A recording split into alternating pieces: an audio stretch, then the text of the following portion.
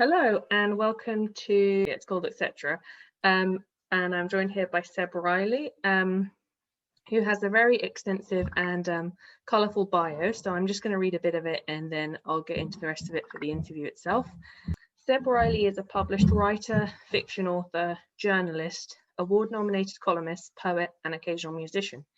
He writes long-form fiction along with short stories, poetry, essays, non-fiction articles and opinion columns for various publications, both online and in print.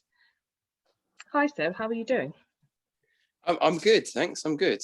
Thanks for reading out the full spiel. It always makes me sound really good, doesn't it? I know, people have such amazing bios. I know such good writers that I hardly have to do any work, which is great.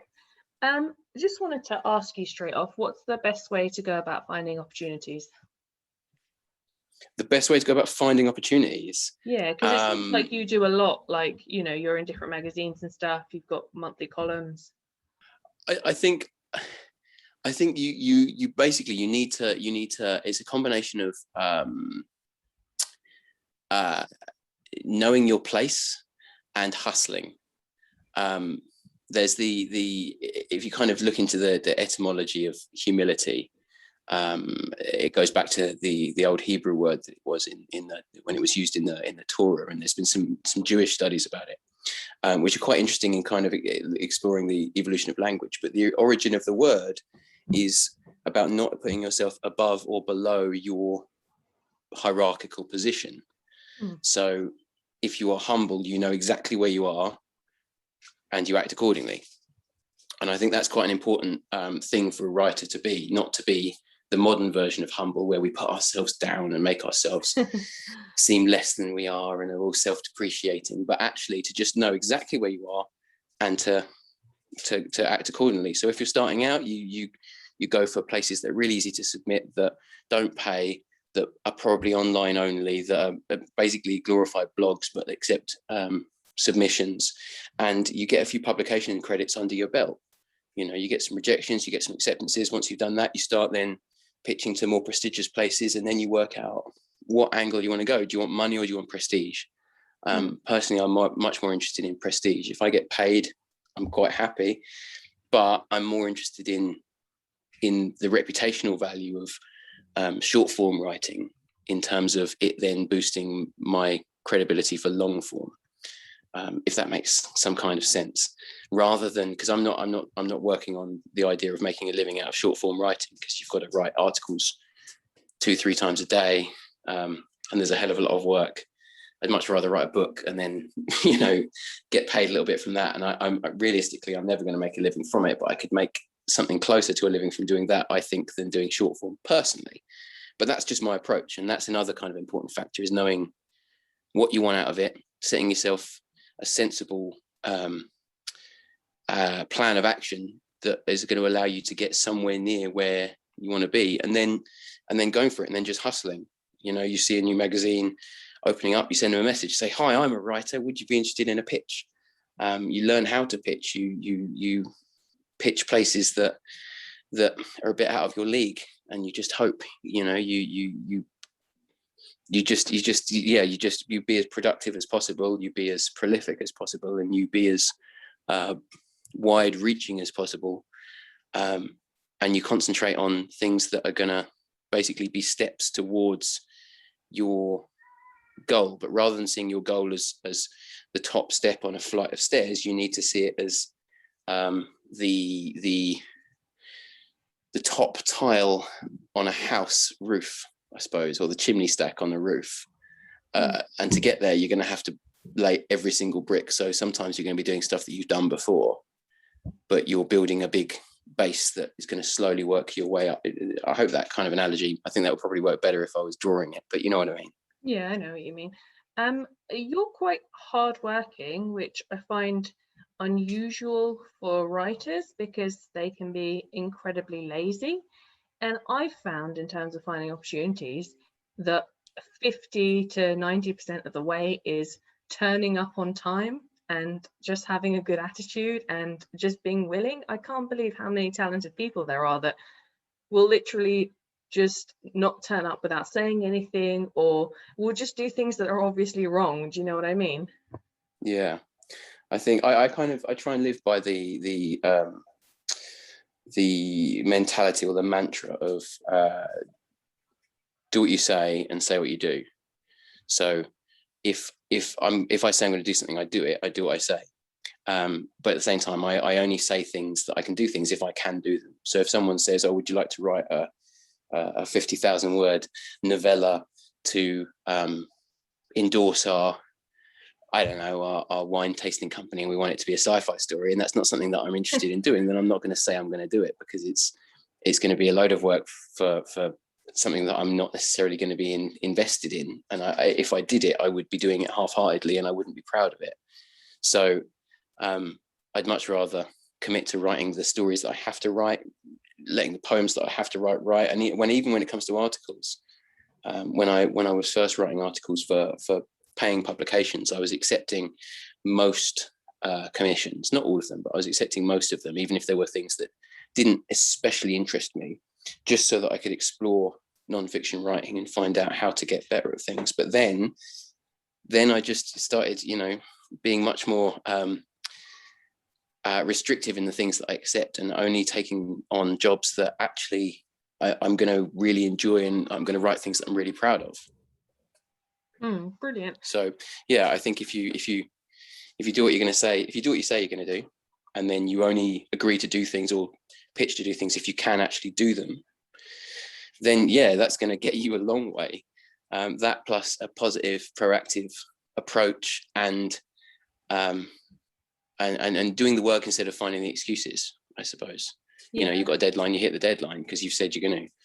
If you're going to miss the deadline, you make sure it's only marginally missed, but you give advance reason for it. If you've agreed to perform at a show and then you don't turn up, you need to have either told them beforehand that you're not going to be able to turn up, or keep them in the loop, even if it's like a last minute change or whatever. Don't show up. Yeah, absolutely. Have you ever been tempted by London, and do you think that being a writer would have been easier there? No, I've never been tempted, and I don't think being a writer would have been easier there for me.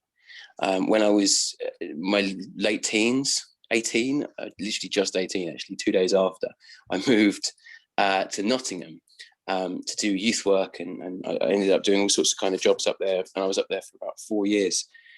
And that was city living. I was in a city, or the surrounding towns, depending on which projects I was working on, and I kind of experienced city life, and it was good fun at the time, but it was only afterwards that I realized how much of a toll it took on me mentally. And I think you're either someone who gravitates towards that life, or you're someone who really shouldn't be there. And I missed the sea too much. So I'm a seaside person. I need to live by the sea. I much prefer a slower pace of life, and more of a quality of life. But also, if I'd have been in London, I'd have been competing against university educated people who have got a much more advantageous, perhaps privileged background than myself, from higher classes and so on and so forth. And so I wouldn't have made it. I wouldn't have been able to take an internship anywhere because I couldn't have afforded it. And I would have been doing the same hustle I'm doing now, just from a much more expensive home, with a job that took much longer to get to and from, because I would have had to commute on the tube rather than driving. And I think that for the way I've gone about things, London wouldn't have worked at all.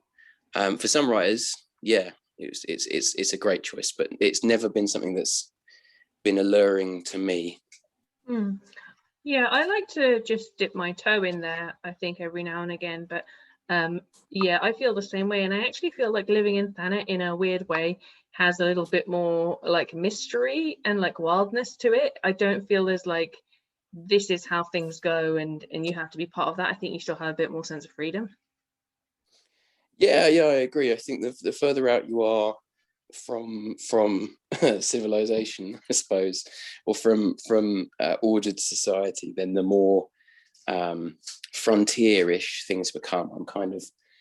I've been exploring the idea of Thanet being like a frontier recently, in that if you think back to sort of the 150 years ago, 200, 300 years ago, when people were settling in America or Australia, you know, obviously there's all the questions of imperialism and things, but not looking at that side, more looking at the side of the individual, where you set up somewhere, you built a little homestead, you tried to make a life for yourself, and living near the sea kind of almost has that sense to it. It's almost, although we're in bricks and mortar, it still kind of feels a little bit like a shanty town. And I quite like that kind of edge-like feeling, where you feel like you're on the edge of the country rather than in the middle of it, where you're on one side you've got order and the other side is just the chaos of the sea. And I quite like that feeling of being in that point. I know exactly what you mean by that, and that almost like, I don't know, bizarre sense of the edge is something I thought about in poetry as well. There seems to be a lot of writers in this area, and there's a rich tradition of writing. Why do you think that is? I think that edge thing is a very attractive prospect to people. I think people also like the idea of it being a bit less restricted and contained. I think people like the endless horizon and being able to see out to the sea and to the point where it meets the sky. I think all these things are quite inspiring. I think the lack of skyscrapers and tall buildings, other than like the one or two exceptions, which are the odd tower, means that we've got a lot of the sky is actually sky. We get hit by the lashings of the weather. So I think all of the things we were just talking about really contribute to people being interested in here. I think also a large factor was the idea of seaside convalescence during the Victorian era, where people were prescribed sea air, salt air, to help them with their coughs and their ailments, most of which were brought on from the smog of London. And so a lot of writers of means, people like Charles Dickens, and so on and so forth, all kind of came down here. People like Jane Austen holidayed in Ramsgate and attended a wedding here and wrote about it in a poem. You know, it's a place where a lot of people came to because it was the seaside spot where you would visit. And same with stretching further around the coast. You know, Folkestone's got links to H.G. Wells and so on and so forth. Whitstable had Peter Cushing. So it's kind of continued on up with actors retiring here, with celebrities being involved in the area. Seaside places like this are places that either you were born in and you escaped and then made your name, or they're places where you, after you made your name, moved to enjoy. And then there are the few people who have made their name and stayed.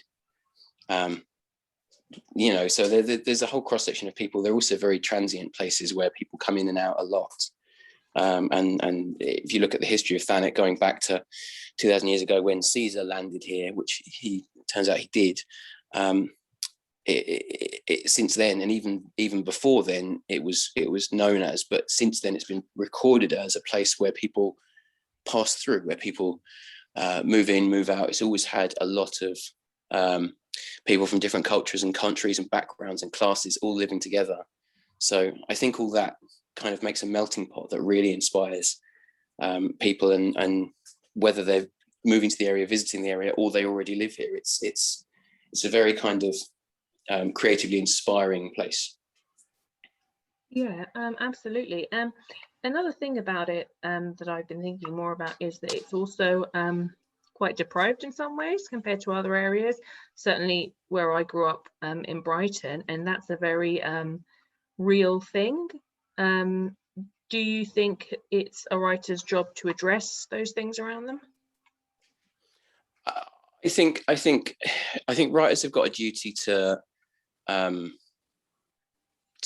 consider those things. I don't think you necessarily have to address. I think you need to consider and have an awareness of them. I think if you're writing non-fiction about an area, you should definitely know exactly the issues that are going on and not just go on stereotypes, generalizations, or turning up in town, talking to 3 people and saying, right, that's all my research done. Here's my piece. I'm submitting it to my editor. I think you need to immerse yourself and know the area. But at the same time, I think if you're writing, say, poetry or fiction, you don't have to address those issues, but you need to be aware of them, and they will naturally seep into your work. You know, I know your work deals a lot with causes that are very close to your heart, and things that you talk about generally, but also things that you don't talk about, but that I know about you from reading your poetry. Things to do with your past and your family and your heritage and your upbringing and all sorts of different things. And in the same way that I've got all that stuff in mine, and you can kind of find out a lot about a writer from the subtext of their work, I think, as much as the substance. And so all of the things about where they live, the deprivation of the areas, or the affluence or whatever, all kind of becomes part of it. Absolutely. You mentioned university. Did you go to university? No, I didn't. I did GCSEs, and then I went back for A-levels because it was what you were meant to do, and I lasted until half term, at which point I dropped out at the first half term because I didn't like it. Education didn't particularly agree with me, shall we say. So I wasn't invested in it. I wasn't into it. I didn't want to do it. So I just left and went and got a job, moved out of home at 17, and then moved away from the area at 18. And then ended up moving back in my 20s and just working and anything I've kind of managed, I've done subsequently, just from doing it through work or in my own time outside of it. But no, I don't have a degree. I don't have any kind of, the highest qualifications I've got are work-based qualifications that I've achieved subsequently, that my employers have put me through simply because they've had to in order for me to be able to do the job I was already doing. You know, because there are certain rules and things. I teach now as part of my job, ironically. So I've got various teaching qualifications, but they're all things that I got after already doing the job. Yeah, and isn't it strange that I would even congratulate someone on, oh, well done for doing well, even though you didn't go to university? It's bizarre and, you know, strange in itself to even say that. But some of the, you know, best writers I know, and also thinking about painters and stuff, are people that just didn't, you know, that don't have formal education in it, that just went for it. And, you know, I can say that all the years that I went to university and all the thousands of pounds that I paid, it did absolutely nothing for me. The undergraduate degree was an absolute waste of time. The postgraduate degree was good because I met a few poets and I got to practice writing poetry. But yeah, you know, traditional education is definitely not always the right way. Yeah, for some people it can be great. It can really, really work. And for others, not so much. And it was a world that just didn't make sense to me. You know, when I was in school with kids who said, oh, you know, where did you go over the summer? And they were talking about going to skiing in the Alps, or, you know, flying to Sardinia or whatever. And I was like, yeah, we went to Norfolk, you know, and stayed in a chalet on a caravan park for 4 days. That was the summer holiday. That was the one holiday of the year we got to look forward to, because we didn't have the money. So it just seemed like a completely different world. And despite being, you know, a white heterosexual male, which puts me pretty much near the top of the tree in terms of privilege and lack of disadvantage, I understand it. And I always have understood it, simply from not being of the same social class and monetary advantage from most of my peers within education, and always feeling more of an affinity for the people that had nothing rather than people that had something. So I think that was useful. So I think school was useful for me in that it taught me empathy, and it taught me understanding, and it taught me about realizing that things aren't all just laid out for me. But yeah, being told what to do was never really being my strong suit, I suppose. So having it every day for years and years and years of being told, this is what you need to know, this is what you want to do, and this is, now you need to think about the rest of your life and plan some kind of career. And I still don't know what my career is, and I'm in my 30s. So yeah, it all seemed alien to me. Yeah, well, it's interesting that you mention you know, certain demographical things, because there's been, you know, talk in newspapers and just places in general about, white working class boys being, consistently the worst performing in schools, which is, sad. It's, something that needs to be looked at. So that's quite interesting. Yeah, I mean, I was brought up in a household where we were told we were middle class, but I don't think we were. I think it became a middle class household, and I think it had previously been a middle class household. But the period of time when I was growing up, there was no money. Everything was secondhand. Everything was hand-me-downs. Everything was charity shop or boot fair. And I was the eldest child, and I didn't have anything new, so there's no chance for the others. And by the time I was sort of in my late teens and moving out, my family had got to the point where they were, there was enough money coming in that actually they were somewhat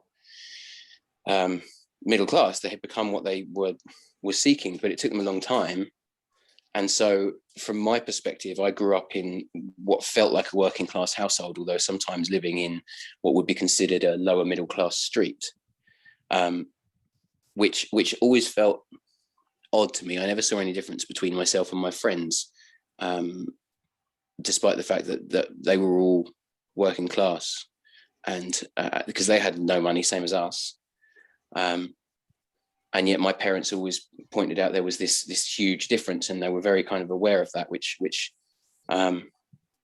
it felt odd and wrong to me. But I think a reason that a lot of particularly working class white males don't do well is because there is that awareness of a lack of privilege, but there isn't the empathy to relate it to other people who are not working class white males, which is why I think often when you say to people, oh, you're privileged, they say, well, no, I was brought up with nothing. I was brought up with no money. I was brought up with this, that, the other, blah, blah, blah. How can I be privileged?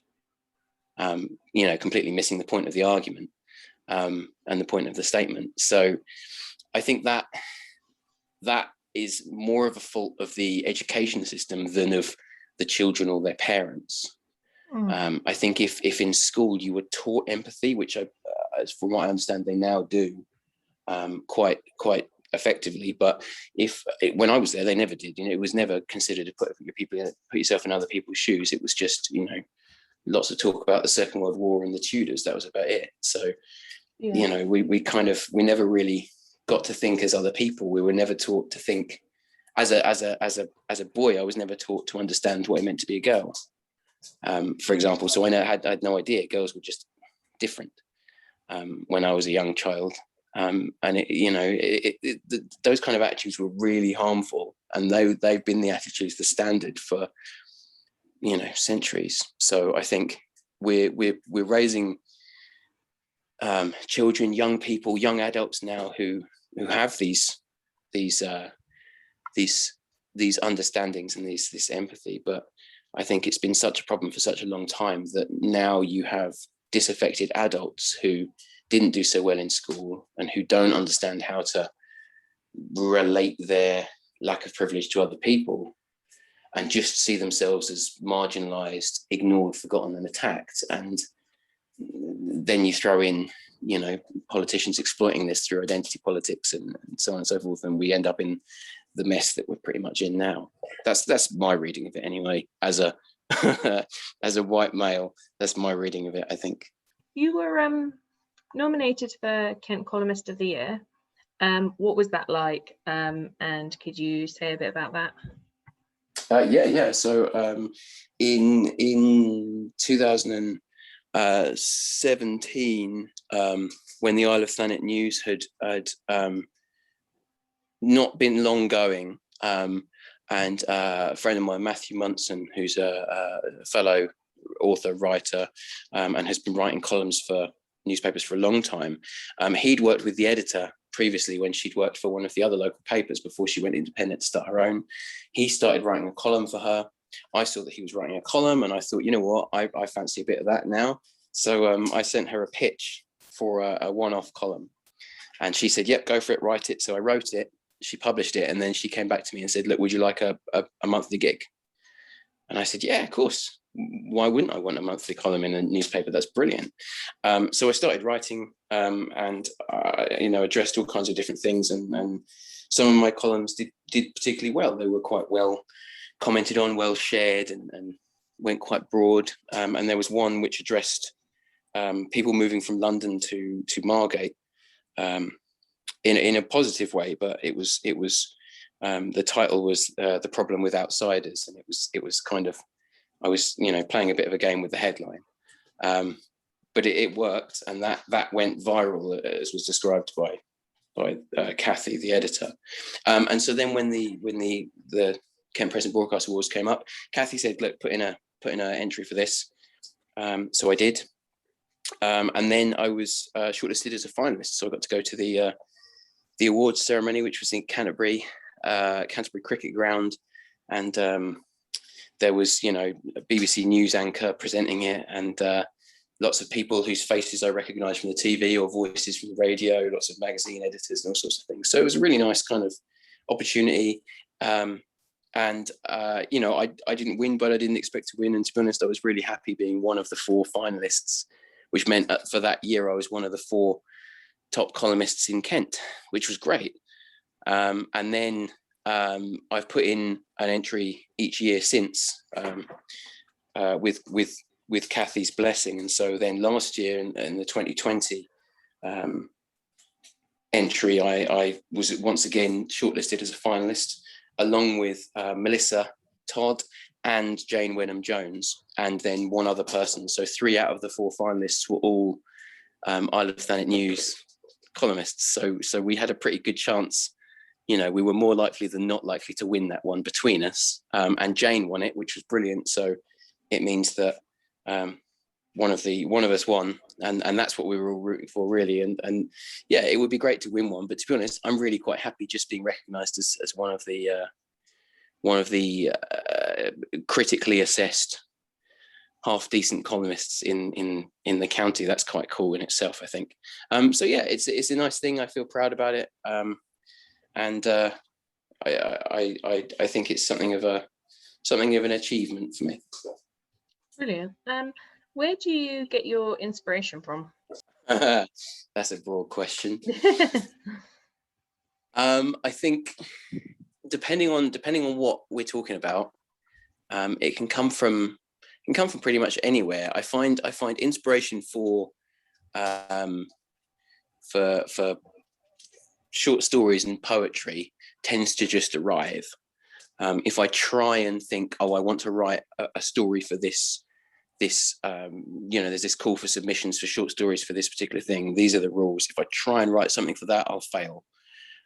If I try to come up with a poem based on a theme, I normally can't do it. If I try and force inspiration, it doesn't come. So what I try and do instead is clear my mind, and I use mental association, as it were. So often it happens when I'm driving, or when I'm washing up, or I'm in the shower, or falling asleep. It's those times when your brain's not thinking about something, but you're kind of in autopilot, as it were. Going for a walk is quite a good one as well. Anything where my brain isn't concentrating, but what I'm doing is muscle memory, in effect. So washing up is particularly effective for it. If I'm stood at the sink, my brain just isn't really concentrating on the plates. It's making leaps to from one thing to another, and it's in the series of leaps that something will come to me. And so I'll be thinking about whatever. I'll just sort of switch my brain off, and whatever happened that day will be in it, or something I've read recently or whatever, and then it will jump from there to something else, and there to something else, and then suddenly, every now and again, my brain goes, oh, hang on, what about if there was a conspiracy theory organization that were paid to create conspiracy theories to profit businesses, and one of them was actually a reptilian who was made all that up to kind of prepare for the invasion of Earth by the Illuminati or some nonsense like that. That's cool. How that story came about. So I like that. Yeah, it's just through a bunch of leaps, courtesy of I can't remember where that one came from. I think I was talking to someone not about conspiracy theories at all. I was talking to someone about something really mediocre, but the question came up of who profits, and that was sort of stuck in my head, and so that made a series of leaps, and I was then ended up thinking about who profits from conspiracy theories, and it came to a Mad Men style agency where they were inventing them in order to, you know, support bottled water companies or whatever. It was all ridiculous, but it was good fun. And so, you know, with poetry and with short stories, that's how the leaps come. Poetry tends to come more through, I think of a few words, scribble them down, and then it becomes an emotional theme, as opposed to, I want to address this issue. My poems are much more abstract. Whereas novels tend to come through me reading stuff. I'll be reading something and then I'll read something else, and then it's the same kind of connection of association, but it's a much bigger scale. And so I'll read a novel on this, and then I'll read a non-fiction book on that, and then I'll read an article about something else, and then I'll read a psychological study about this, and I'll read this piece of philosophy, and then suddenly my brain will go, hang on, tie them all together, and then do this, that, the other, and change this and go that, and then I'll start coming up with a beginning point, and then I have to explore it and find out the scope of it, and then eventually I'll end up somewhere where there's, you know, the beginnings of a novel, which will look nothing like where it all started from, but it's a question of letting my brain connect the dots. And when it comes to nonfiction, I suppose I do the same thing. I think about an actual thing I want to write about. I want to write about, you know, the Londoners coming down to Margate example. I wanted to write about that in some way, but I couldn't think of how to address it. And so I sat on it for a few days, and my brain subconsciously made a leap of thinking about, what if you were looking at it almost as if you were addressing out the problem with outsiders being that locals have an issue with it, rather than the actual problem being the outsiders themselves.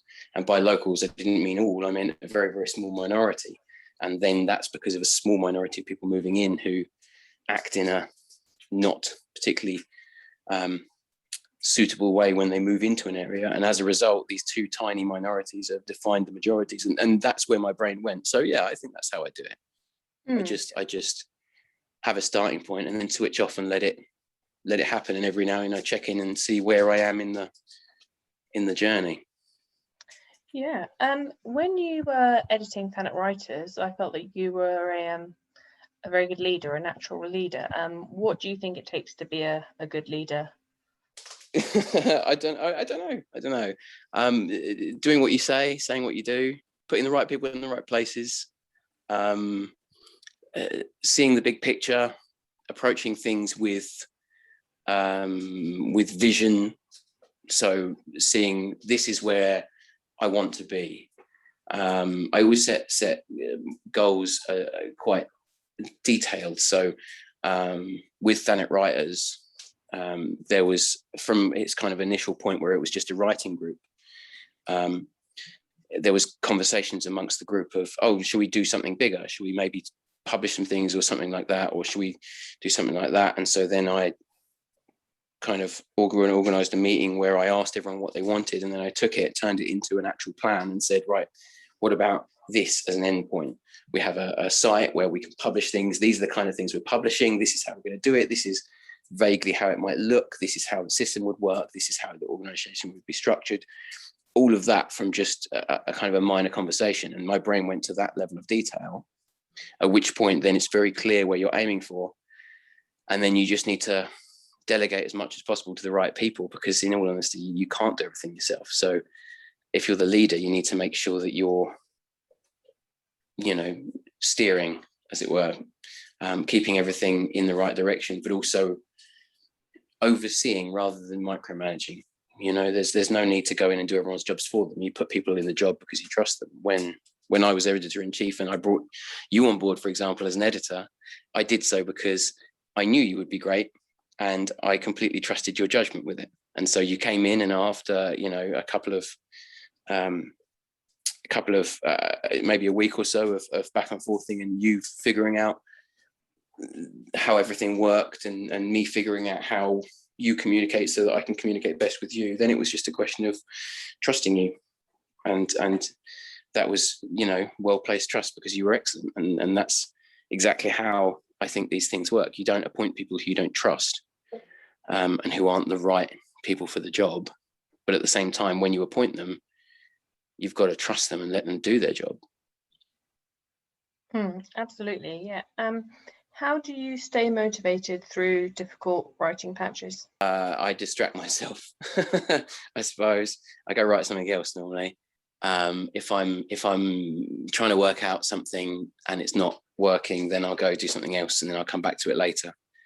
And if I'm really struggling, then I don't stress about it. I don't worry about it. If I've got an article due in 3 days and I still don't have an angle, I still don't have anything, then rather than stressing and worrying about it, which will take up the next 3 days and will waste all that time, I just forget about it and concentrate on something else. I'll either try and write something else, or I will completely stop thinking about everything and I will just not think about writing at all. And at which point something will hit me, and then I'll be away, because I need to give my brain space to work and to do its thing. And I find if you get stressed, if you get frustrated, if you get angry, or if you try too hard, then you're forcing your brain to make connections that it doesn't want to make. And so anything you do make won't work. So then you'll end up writing half of something and it will not be very good. It'll be overthought and it'll be unnatural. So yeah, I'm of the opinion that if you're struggling with something, distract yourself. I'm never not writing. I write something at least once a week. Normally I write something every couple of days at the moment. Some days I write something every day. It depends what I'm working on as well. If I'm working on a novel, then I'm pretty much, I'm go until I get stuck, and then I step away for a week, and then I'm go until I get stuck. And if I get it right, then I don't need to step away for a week. I would step away thinking, right, I'm going to step away for a week, and an hour later I'm back on it because I've figured it out. So yeah, I think that's kind of my approach, is just keep busy, keep writing, keep jumping from one thing to another, keep exploring and keep hustling. And if you set yourself a goal of attempting to write as much stuff as you can within a given period, but to a certain quality. So I don't know, say you want to have something published every week for a year. That's fairly reasonable. That's something that you could do around having a job, having a life, having a child. It might mean that some of the things you write are short, or some of the things you write are not necessarily, the best thing you've ever done, but as long as they're up to the base standard that you set for yourself, then you'll always be busy. Plus it allows you scope and space to go work on something else much bigger at the same time. Yeah, absolutely. I feel like writers rely so much on their subconscious to do what it needs to do. I know when I write poetry, it's just so many of the things you've just said is exactly the same. You need to let your brain do the work, but it's nothing that you can take part in, consciously in the same way as you would an ordinary task. It's the reliance and the trust that you put into your subconscious, into a mysterious process is so weird, isn't it? Yeah, well, it's your brain, so you kind of, if you don't trust it, then you can't trust anything, because that's you, isn't it? At the end of the day, it's your own biology. You've got to let it do its thing, otherwise what's the point of it? So if we're just relying on our brains to remember shopping lists, then we're wasting quite a lot of them. So I'd rather, I forget the shopping all the time. I'm terrible with it. I have to write everything down, even if it's only 2 things. I have to write them down, because I will forget, because between leaving the house and arriving at the shop and then walking around the shop and then coming back to the house, all of that time is time where I'm letting my brain figure other things out. So then I come back with completely different stuff and get told off, understandably, because I've not concentrated. So I have to write everything down, because I make sure I'm present for the stuff that's important. I'm present for time with my family. I'm present for work. I'm present for the things that matter. And then the things that to me are routine, everyday things, I kind of let my subconscious take over and let my brain do the connections, much to my wife's occasional irritation. But she understands, and she loves me and supports me and is brilliant about it. And she knows that if I need to remember anything, I have to write it down somewhere. So my phone is full of notes. Oh yeah, notes. Everyone's got that. It's just strange to me that I just think to myself, oh yeah, the best part of my brain is something that I have no control over, don't see, don't understand. But it's there. It's just a piece of my head doing its own thing. It's almost like a different person, a different personality. If you tamed it, it wouldn't have the strength and the power and the wildness that it has. True. So it's a bit like if you had you know a wild animal, would you want to keep it caged in your garden, or would you want it actually running free, doing what it does out in the jungle or the desert or wherever it lives, the plains? I don't know what the animal is that's in your head, but the one that's in my head, I'd want it out in the forest causing chaos, doing exactly what it does. Absolutely, yeah. You write all sorts of things. Obviously, you write poetry, you write novels, short stories, articles. What is your favorite to write, and what feels most natural? Novels, without question. Novels is where I'm at. The first thing I ever wrote was a novel.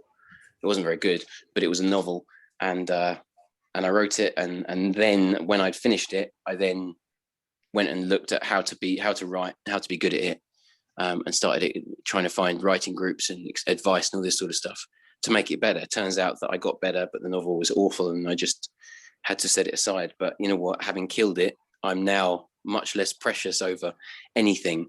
If I've got a line of poetry that I really love but isn't going to work, I'm not so fussed about getting rid of it, because hell, I've killed a novel, so I can kill that line of poetry. Novels are where I'm at, where I'm focused. Before I wrote anything else, I wrote a novel. I then went and learned to write to become a better writer, so that I could address that novel. That novel wasn't particularly good, so I got rid of it. But novels are where I'm at. Novels are where I'm happiest. They're also the biggest challenge, but I think I'm one of these people that likes a challenge. I'm not so happy when I've got to the destination.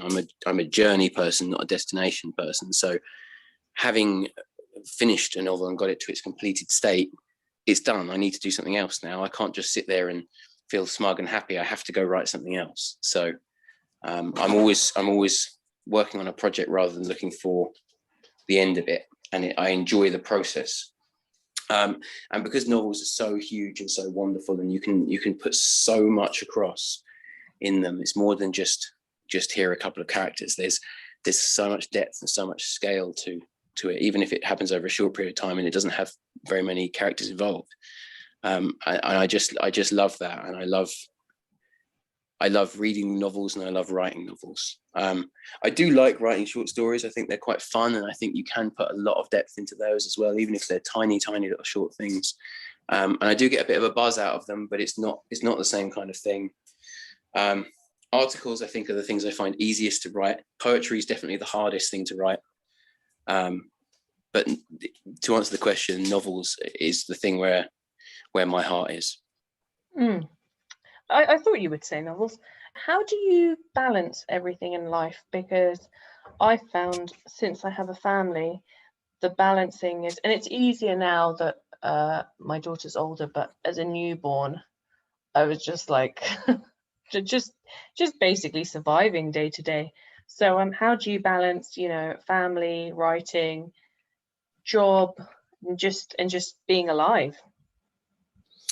I make sure that I dedicate time when I need to, or when I allocate the time, and I make sure that I communicate incredibly clearly and effectively with my wife. We have a marriage of equality and of communication, and we talk through everything. So if for example, once we've done the bedtime routine with the toddler, then there's a little gap before we sit down as a couple and spend some time together, having a conversation, watching a film, doing all the sorts of stuff that you do as a couple when you're just spending an evening with each other, just even if it's just crashing out in front of the TV and having a cup of tea and doing nothing.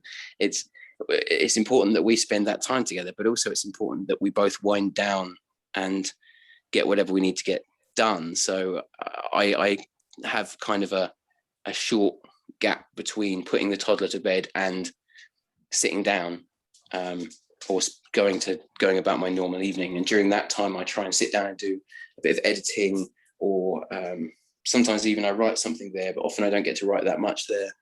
I tend to write late night. more than any other time. My brain gets wired late at night, so I can sit and write and then survive on a bit less sleep. And weirdly, since having a child, which I never had before, I now have never ever had a lie-in ever again, which I'm sure you're familiar with. Lie-in is 8 a.m, isn't it? That's lie-in. Well, yeah, exactly. That if you get an extra half hour in bed or so on, because the other person gets up and does the getting up bit, then that feels like the greatest luxury in the world, and it's something that I could never have imagined, and I never understood. And I never understood parents saying, "Oh yeah, I'm up at 7 a.m. every day." What do you mean you're up at 7?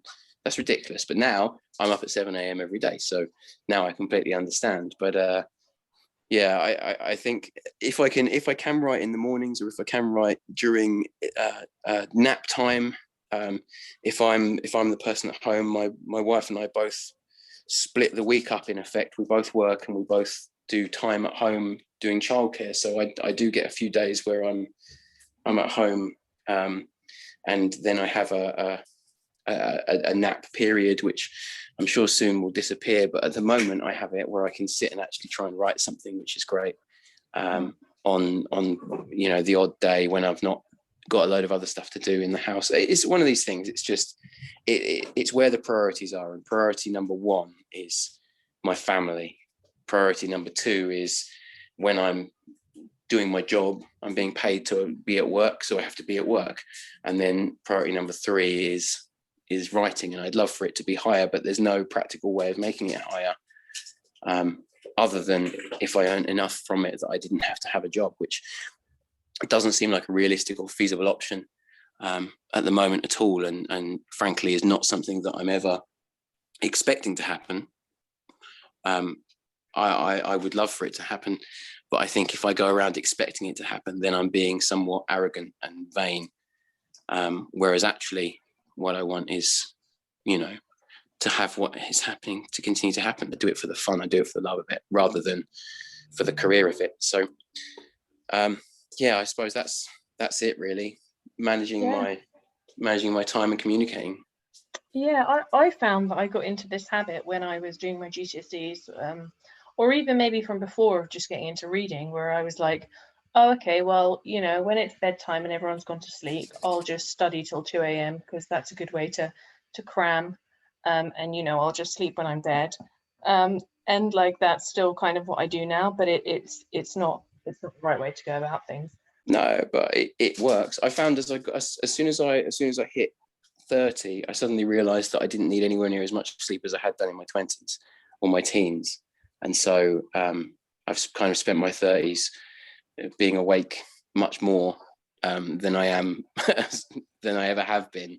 So I can sit up till sort of 2 a.m. writing something, and then still get up at 6, 7 and completely function as normal. And it's never been an issue. I need like 1 day a week where I get a full night's sleep, and then the rest of it I can kind of manage with a few hours less. I don't know why. I think it's something to do with your brain changing, or becoming a parent, or becoming ready to become a parent, perhaps. That was when I felt I was ready to be a parent, when I didn't need a full night's sleep anymore. Yeah, you do what you have to, don't you? What would you do that you haven't done? Because you've done a lot, you've achieved a lot, but what would you like to do that you haven't done yet? I would like to have a novel published. That's my that's always been my goal. That's my big goal. So that would be where that's where I'm aiming. That's where I've always kind of been aiming. Yeah. So that's the goal. What are you working on at the moment? Could you tell us a bit about it and plug what you're up to at the moment? Yeah, sure. So I have currently I'm writing a series, a Gonzo series for the Broadstairs Beacon issue. I've done 2 so far. The second one that I've done has just come out. The latest issue of the Broadstairs Beacon has just come out as of now when we're recording this. And so they're Gonzo pieces where I go and spend time with strange or interesting people. The first one was about exorcisms, and I spent some time and attended an exorcism. And then the second one is about a mermaid's unrequited lover. So it's a man who met a mermaid and then yearned for her subsequently. And they're really interesting pieces to write that I'm really proud of. And so they're out in the Broadstairs Beacon, which is free. I'm writing, currently exploring British folklore, so I'm writing at the moment about common dates in the calendar, either now or historically, that are that have importance in terms of folklore. So why Easter is at Easter, and what Gang Day is all about, and those sorts of things. You know, why we have May Day and what Midsummer used to mean, and so that kind of thing I find really quite fascinating. I've just finished, last year I finished writing and editing a novel, which is currently out being queried, and that's going to take as long as it takes, and hopefully that will get picked up. But who knows? It's one of those things. As a writer, you've just got to write something, send it out into the void, hope, and then write something else. So that's that novel out, and then the next novel that I'm going to write, which is entirely unrelated to that one, is in the planning stages at the moment. I'm still working up kind of the full concept of how I'm going to write it, but that's coming together quite nicely, and that's a really interesting departure from anything I've written before. So I'm quite excited about that, although still in keeping with my traditional style.